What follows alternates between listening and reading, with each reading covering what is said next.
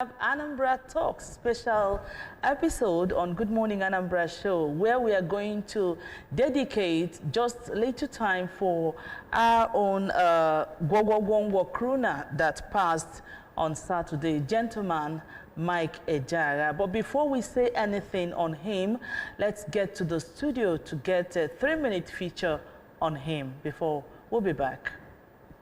Mike Ejeagha, fondly known as Gentleman Mike, passed away on June 6, 2025 on a Saturday at the age of 95 after a prolonged illness. His death marks the end of an era in Nigerian highlife music and folklore. Born on April 4, 1930 in Ejeagha, Ejeagha local government area of Enugu State, Ejeagha's journey began humbly, playing the ogene drum with childhood friends before joining the Coal Camp Boys in 1945. He later learned the guitar and hairdressing, eventually joining Joseph Obu's band in 1950 and launching a long career in music, including radio appearances on Guitar Playtime and leading the Premier Dance Band.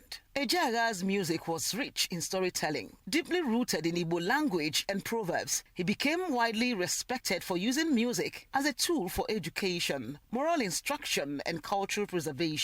His archive of over 300 recordings, now stored in the National Archives of Nigeria, stands as a vital repository of Igbo folk knowledge and philosophy, with memorable songs like Ejeagha Naisoginazo, Kesilo Nisioche, popularly called Gwogwogwongwo, Omekago, and Owamwedekama. His legacy touched generations. His 1983 song Kesilo Nisioche, Gwogwogwongwo, went viral, sparking a global dance trend led by content creator Brain Jotter. The resurgence introduced his work to a younger audience and led to fresh recognition. Enugu State Governor Peter Mba honored him by reconstructing and renaming the road leading to his home as Chief Mike Ejeagha Road. Ejeagha married twice, having 3 children with his first wife before her death in 1963 and 7 more with his second wife. Though he faced a legal battle with Premier Records over his recording of a music video of some of his hit track, the matter was settled amicably in 2013 through the intervention of the Enugu State government. Known for his humility and quiet disposition, he remained a beloved figure throughout his life. Following his wishes, Ejeagha was buried just 24 hours after his passing in his hometown of Ejeagha. His son Emmanuel confirmed the decision as part of his father's long-expressed burial plans. Tributes have poured in from President Bola Tinubu, Peter Obi, Atiku Abubakar, Governors Peter Mba of Enugu State and Professor Charles Soludo of Anambra State, including countless fans across the world. They remember him as a cultural ambassador whose music taught, inspired, and healed. Mike Ejeagha's melodies may have ended, but his message lives on, echoing in lyrics, folklore, and the hearts of all who heard his voice.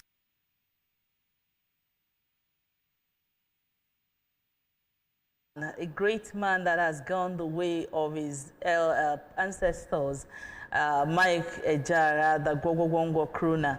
Actually, in this brief tribute, or actually a brief feature about Mike Ejeagha, we have been joined in the studio this morning by Ejeagha Obieze and John Ejeagha to pay tribute to our great legend, Mike Ejeagha. Ajulo. Yeah. Well, that was a very lovely piece, sincerely speaking. I was having goosebumps all around me. And then sometimes, when they say Wamwede Kama, you understand, you will now see it actually playing out in his own life. In the life of this young man, because of the celebrity status he had, at the twilight of his years. So you definitely get to see, wow, in life, it's not all about when you start, but probably ending well. And to me, I would say that at 95 years, this young man ended probably well. Young man. Yeah, yes. 95 years. That's not, because when they say, how old are you? The youngest old man. Yeah, youngest old man.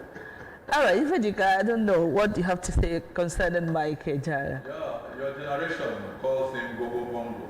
We know him in those days as Susanna Merengue. That was one of the songs that bring him to limelight.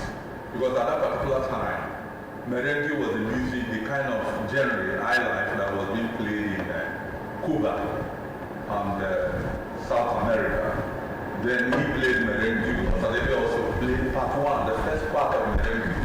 And later, while Osadebe was about to leave this earth, played another merengue with the fast tone and so on. What happened is that this generation, he happened to be one of the last, because when you call it, when you begin to mention his contemporaries, you talk of Victor Laya of the Stadium Hotel, you talk of Eddie Okunta, you talk of Zil Onye, you talk of Victor Wife of the Casa King. These are the men. Then Osito Sadebe, our own Osito Sadebe, and Mike. But Mike kept his own private in the sense that he now had a relationship with the radio studio in Enugu. And every evening he would play the folklore, Akoko Newu, and so on, to teach people a lot of things. And that made him very popular. But his music that became so popular was Susanna Merengue. At that particular time, when you talk of the nightclubbers,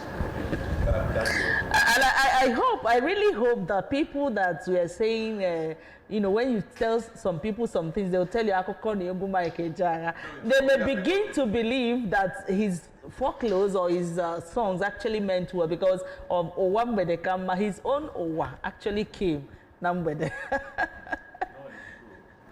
God has helped him because the Brain Jotter was the one who brought music that everybody had forgotten about. Just like a man called Fatai, Rolling Dollars.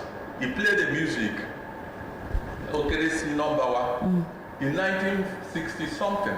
Nobody heard of the number of this music. But when Obasanjo became the head of state, they played this music in order to talk to some people. Okeresi, that you are smaller than in our number, you are not up to our own number. And Fatai Rolling Stone from nowhere rose up and became a celebrity again the second time. Money he never got in his first listen, he got them.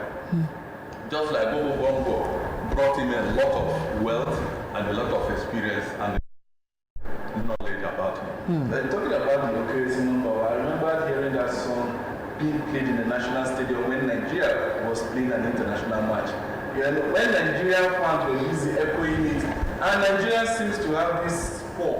When you play at the national stadium, there's a way it energizes the players. When the supporters are singing, you know, start praising you, and then you begin to. I didn't know that. All right, let's get back to Gogo Kruna, Mike Ejeagha. Now, Onyeka, I don't know what's your contribution concerning, or what's your feelings when you heard about the death of Mike Ejeagha. May so rest in peace. Amen. Amen. Well, actually, he lived a good life and a very remarkable one. This one where the camera played out very well in his life. At his 90s, I believe that when that song was on board, that Brain Jotter was not born. No, he wasn't. Brain Jotter should be 80. So it's a kind of his one with the camera song actually played very, very key role in his life because at his later age life at his evening time or night about night, the governor has to visit his house. The bishops has to come to him, and a lot of people were like, Bongo, this long. There was a replay of the song all over the internet. Renovated his house for him. Yes. Some people, young folks, renovated his house, painted it. And you know, one of the weddings in his song said, "Ochori ilijua for Obiano blown online." You know, no come on, I have blown Obiano. So I think his later age, even though nature and health challenges, maybe doctors must have told him, don't eat meat, don't eat this, don't eat this. But at least we saw it passing it over to his children. That is a very good one. And you know, musicians has a way of living forever, eternal life. They don't die. Like you see people like Osadebe. Osadebe is the only cool.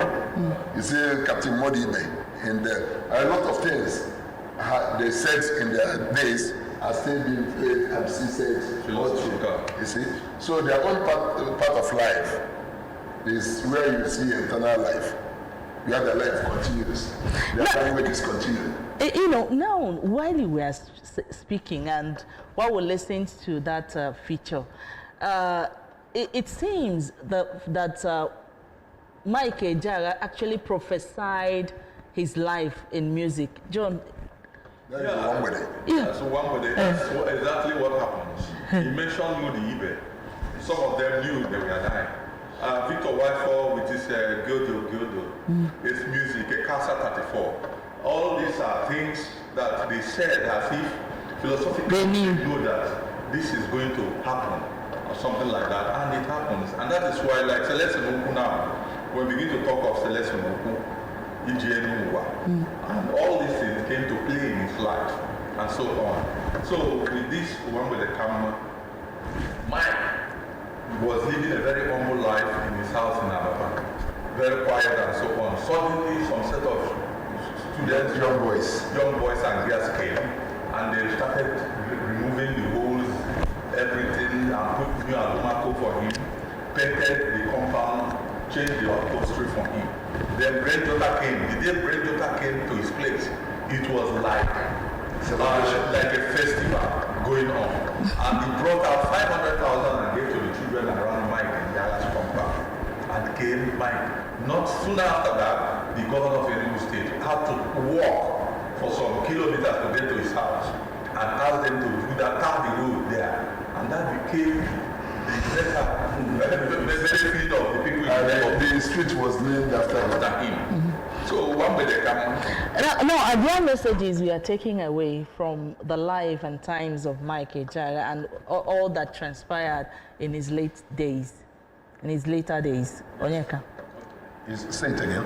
Messages we are taking away from the lives and times of Mike Ejeagha, especially what played out in his later days. And just like we keep saying about his One Way song, One Way it says that, like he said, he doesn't want to be coming into the world field and went back empty. Now this is message you're sending a message out to the younger people watching us. Okay, that's fine. Like you say, it's a very good one. Whatever you put in life, you keep going. You understand? If you live your good life, just believe that you will always continue with goodness. Instead of rushing things in life, because what he's saying, you take things easy. You come up as a young person, follow the paths of your fathers, knowing that you go things the gradual way, not like you go arithmetic, you go 1 + 1, not geometrical. When you jump from here to here to here. That's what causes all these problems in Nigeria. Corruption's all over the place. People living life just, I want money. And the Bible says that those that want money will fall into temptations. The truth is that people are seeing money as the only thing in life. But good name, the Bible says that good name is better than good. You understand? So the good thing we learn from Mike Ejeagha now is that when you live your life gently, you know his name is Gentleman Mike Ejeagha. So you take life easy, take life gently, and follow things as it's supposed to be. You don't force things to be. When you force things to be, you fall into trouble. There are a lot of young people that are into trouble today are just because they see others, I want to be like this person. And you don't know the process of being like that person. When you go close to the person and the person tells you a story about his life, you may say, no, all right. Because I live the way I live it. You see, like I said, musicians have a way to pass a long-standing message. Like some of the musicians, like Oliver de Copenhagen, his son is one playing the same kind of his music. Sawoya, his son is doing the same. Then Modibe, 2 of his sons are doing exactly, one is in South Africa, playing the same thing his father did. The one here at Chukwalugo is almost all over the world, all over the place in Nigeria now. The same pattern of his father's music. And he's using his father's name, you know, to penetrate everywhere in the name of the father. Okay. So are you telling us that very soon we'll see the children of Mike Ejeagha doing the same with what their father has done? I am even surprised that none of them has come up with this. It may not be so. I'm surprised. Yes, because Maybe his grandchildren will do that because his children is not doing it. All right, a lot of messages to leave us with. Okay, a lot of messages to take away from the life and times of Mike Ejeagha, which they have actually said it here. Be patient with life. You know, blessings can come at any time. And we pay great tribute to Mike Ejeagha, praying that God will be with the family at this trying time. And of course, that during the funeral ceremony, everything will go well to the glory of God.